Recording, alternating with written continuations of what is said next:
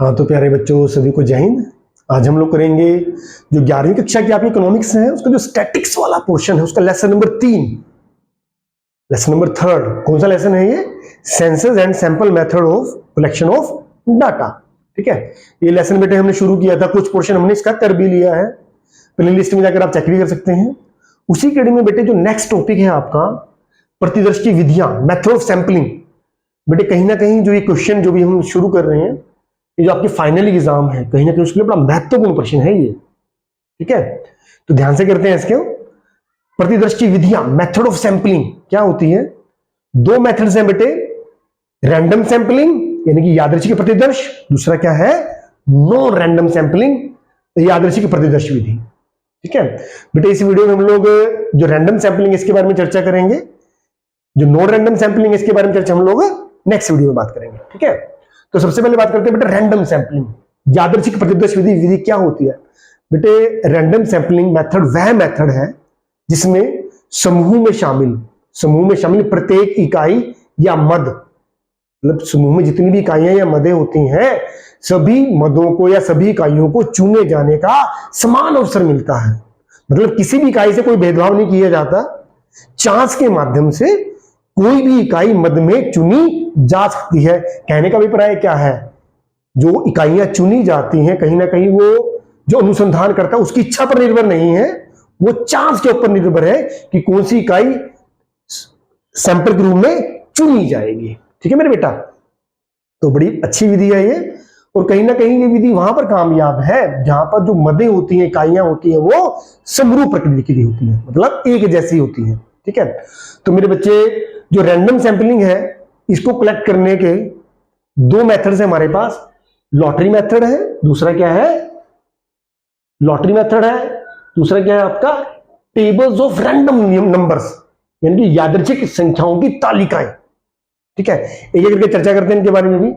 तो lottery method क्या होता है बेटे? सबसे आसान मेथड है ये। जो हम लॉटरी मेथड की बात करते हैं, लॉटरी विधि क्या है? ये इकाइयों को चुनने की सबसे आसान विधि। इसमें क्या किया जाता है? जितनी भी कुल मदें होती हैं, जितनी भी कुल इकाइयां होती हैं, सबके नंबर डालकर पर्ची बना ली जाती है। फिर एक ऐसे न्यूटन आदमी, न्यूटन मतलब जो निष्पक्ष इंसान है, उसको बुलाया जाता है। जितना भी आपको सैंपल लेना होता है उनमें से उतनी पर्चियों के समूह में से निकाल ली जाती हैं। बात समझ में आ रही है? कहने का अभिप्राय क्या है? लॉटरी मेथड क्या होता है? समूह में जितनी मदें होती हैं सबकी एक पर्ची बनाकर डाल ली जाती है, और किसी एक ऐसे निष्पक्ष आदमी से या आंखें बंद करके आप क्या करते हैं? उतनी पर्चियां उठा लेते हैं जितनी आपको सैंपल के रूप में चाहिए होती हैं, और उनके आधार पर निष्कर्ष निकाल लेते हैं। कहने का अभिप्राय कि जो जितनी सभी इकाइयां हैं सभी को यहां पर चुने जाने का समान अवसर मिला है। ठीक है बेटा, वो चांस की बात है कि कौन सी इकाइयां सैंपल के रूप में चुनी जाती हैं। तो एक तो बेटा लॉटरी मेथड हो गया, दूसरा क्या है बेटे? यादृच्छिक संख्याओं की तालिकाएं, टेबल्स ऑफ रैंडम नंबर्स। ठीक है बेटा, ऐसे बहुत सारे जो स्टैटिस्टिशियंस हैं, सांख्यिकी वेदा हैं, उन्होंने क्या किया है? कुछ ऐसी टेबल्स बनाई हैं, कुछ ऐसी नंबरों की कुछ ऐसी टेबल्स बनाई हैं जिनके माध्यम से हम लोग क्या करते हैं? सैंपल का चुनाव करते हैं। ठीक है, इनमें जो सबसे महत्वपूर्ण टेबल्स हैं, जो नंबर्स की टेबल्स हैं, वो टिप्पट की तालिका है। टिप्पट की तालिका है। टिप्पट ने क्या किया है? 41,600 ऐसे नंबरों का चुनाव किया है, और इन नंबरों को चुनकर उसने क्या किया है? 10,400, मतलब 4 अंकों के, मतलब जो टोटल नंबर कितने हैं? 41,600 हैं। इन नंबर्स को लेके ग्रुप बनाए हैं 4 नंबर के, वो कितने हैं? 10,400, यानी कि 10,400 4 नंबर के ग्रुप्स हैं।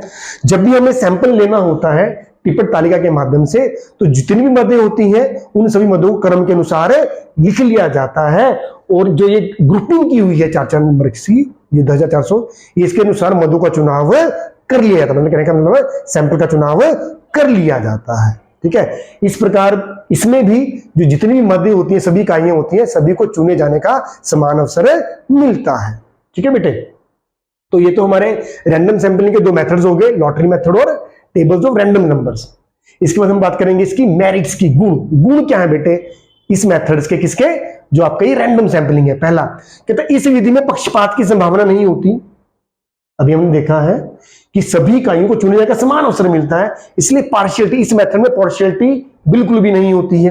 दूसरा, समग्र की प्रत्येक इकाई को चुनाव का समान अवसर मिलता है, जैसे भी मैंने बात की थी कि समूह में शामिल जितनी भी मदें हैं सभी मदों को चुने जाने का समान अवसर मिलेगा। तीसरा, प्रतिदर्शों की शुद्धता का अनुमान लगाया जा सकता है, जो भी आप सैंपल लेते हैं इस मेथड के माध्यम से जो शुद्धता होती है जिस सैंपल की, उसका भी आप अनुमान लगा सकते हैं। चौथा क्या है, यह एक सरल विधि है, जैसा भी अभी मैंने बताया भी है, बड़ा एक आसान सिंपल मेथड है यह, जिसमें अनुसंधानकर्ता के समय तथा मेहनत की बचत होती है। मतलब क्या है, जब आप इस मेथड्स का यूज करते हैं तो आपका टाइम भी बचता है और आपकी मेहनत भी कम लगती है। ठीक है बेटा, उम्मीद है आपको समझ में आया होगा ये। इसके बाद बेटा डिमेरिट्स, अवगुण क्या है इस विधि के। इतना अच्छा मेथड्स होने के बावजूद इस विधि कुछ अवगुण भी हैं। वो क्या है, कहता है यदि प्रतिदर्श आकार छोटा है तो इस विधि द्वारा सांख्यिकी समूह का उचित जो रिप्रेजेंटेशन है, प्रतिनिधित्व नहीं होता। कहने का मतलब क्या है, जब आप सैंपल लेते हैं वो पर्याप्त होना चाहिए, एडिक्वेट होना चाहिए। अगर सैंपल आपने कम मात्रा में लिया है तो कहीं ना कहीं जो रिजल्ट आएगा वो फिर गलत आएगा, है ना। कहना ना, यदि प्रतिदर्श आकार छोटा है, अगर आपने पर्याप्त मात्रा में सैंपल नहीं लिया, छोटा लिया है, तो इसलिए द्वारा जो सांख्यिकी समूह का जो सही रिप्रेजेंटेशन नहीं हो पाएगा, जो रिजल्ट आएगा वो गलत होगा फिर ऐसी अवस्था में। दूसरा क्या है, यदि सांख्यिकी समूह में कुछ इकाइयां इतनी महत्वपूर्ण है कि उनका प्रतिदर्श में शामिल होना आवश्यक है तो यह विधि उपयुक्त नहीं होगी। देखिए कई बार क्या होता है कि जब हम लोग सैंपल लेते हैं तो उस समूह में कुछ ऐसी मदें होती हैं, कुछ ऐसी इकाइयां होती हैं जिनका सैंपल में शामिल होना अति आवश्यक है, मतलब के शामिल हुए बिना रिजल्ट नहीं आ पाएगा। तो वैसी अवस्था में अगर वो इकाइयां नहीं चुनी गई तो वैसी अवस्था में अगर आप रैंडम सैंपलिंग का प्रयोग करते हैं, ऐसी अवस्था में कि जब कुछ इकाइयां इतनी महत्वपूर्ण हैं जिनका चुना जाना अति आवश्यक है, ठीक है, तो ऐसी अवस्था में इस मेथड का प्रयोग करना आपके लिए सही नहीं रहेगा। ठीक है बेटे, बड़ा आसान सा प्रश्न था, उम्मीद आपको समझ में आ गया होगा। धन्यवाद।